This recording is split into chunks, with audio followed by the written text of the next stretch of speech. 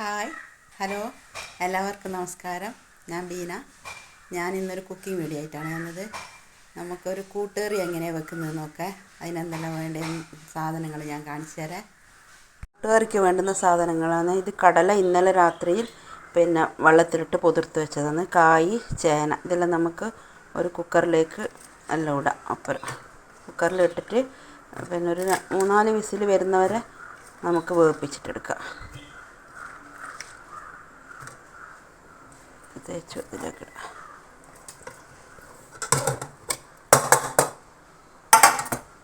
കുറച്ച് വെള്ളം ഒഴിച്ചിട്ട് നമുക്ക് വേവിച്ചിട്ട് എടുക്കാം.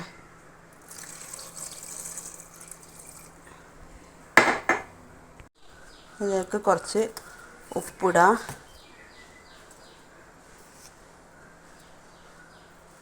പിന്നെ കുറച്ച് മഞ്ഞൾപ്പൊടി, കുറച്ച് മുളക് പൊടി, പിന്നെ കുരുമുളക് പൊടി, ഇത്രയും ഇട്ടിട്ട് നമുക്ക് വേവിപ്പിക്കാം. കടലക്കയും ചേനയും കായെല്ലാം വെന്ത് ഇനി നമുക്ക് അതിലേക്ക് ഈ തേങ്ങയും ജീരകവും കൂടിയിട്ട് ഒന്ന് ചെറുങ്ങനെ അരച്ചിട്ട് ഇടാം. അധികം അരയൊന്നും വേണ്ട, ഒന്ന് ചെറുങ്ങനെ ഒന്ന് അരഞ്ഞാൽ മതി. കടലക്കയും കായെല്ലാം വെന്തത് ഞാനൊരു വേറെ പാത്രത്തിലാക്കിയിട്ടുണ്ട്. അതിലേക്ക് നമുക്ക് ഈ അരച്ച് വെച്ച തേങ്ങ വയ്ക്കുക. നല്ലോണം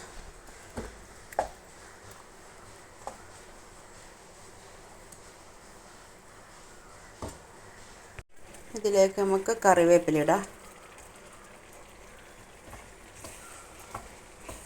എല്ലാം ഏകദേശം ആയി വന്നതിന് നമുക്ക് ഇതിൽ വറുത്തിടാം.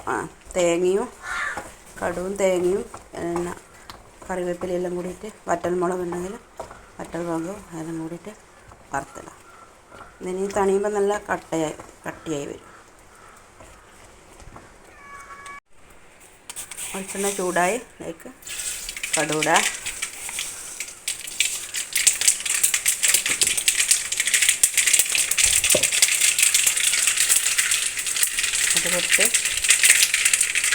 കടുക് പൊട്ടിക്കഴിഞ്ഞാൽ ഇതിലേക്ക് നമുക്ക് തേങ്ങ ഇടാം. തേങ്ങയെല്ലാം എത്രയോ ഇടാൻ പറ്റുമോ ഇട്ടാൽ നല്ല രസമുണ്ടാവും, കൂടുതൽ രസം.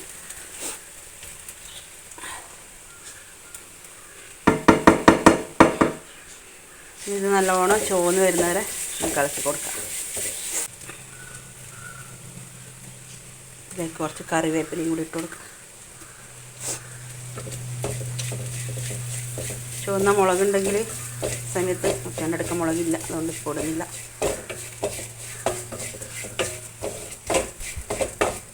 നമ്മൾ സാമ്പാറിനെല്ലാം വറുക്കുന്ന പോലെ നല്ല ചുവന്ന് വരുമ്പോൾ ഇതിലേക്കിടും.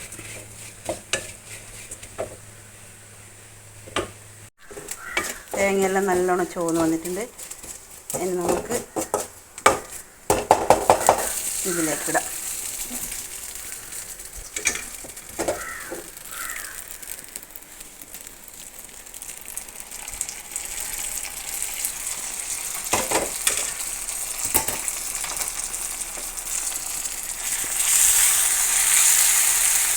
ഇങ്ങനെയാണ് ഞാൻ കൂട്ടുകറി വെക്കൽ. നിങ്ങളെല്ലാം ഇങ്ങനെ വെക്കൽ, ഇങ്ങനെ വെക്കുന്നെങ്കിൽ കമൻറ്റിൽ പറയണേ.